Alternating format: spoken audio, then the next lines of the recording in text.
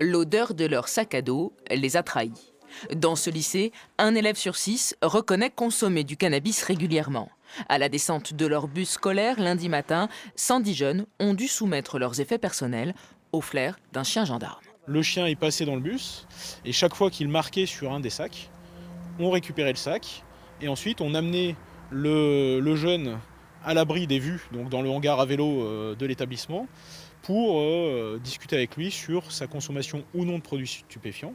Mené par les gendarmes régulièrement, ce type de contrôle est programmé en accord avec les équipes éducatives. Est-ce que vous abordez la sécurité? Dans un mois, ce formateur antidrogue interviendra directement dans les salles de classe pour sensibiliser les jeunes et leur rappeler la loi.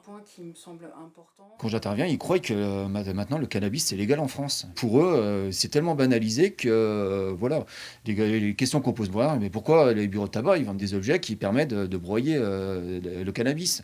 Ben voilà, tout simplement parce que la loi en France, à ce niveau-là, donc autorise les accessoires, mais la substance pour laquelle elles doivent être utilisées est interdite.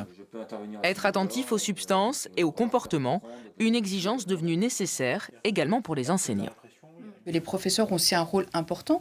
Ils peuvent nous alerter et donc nous pouvons alerter les familles. Si un jeune a un comportement, par exemple, qui change au cours d'une année, est-ce qu'il devient apathique, est-ce qu'il a des sauts d'humeur, est-ce qu'il n'arrive plus à se concentrer? Voilà, ça peut être aussi des signaux importants et ça, là, on a aussi un rôle.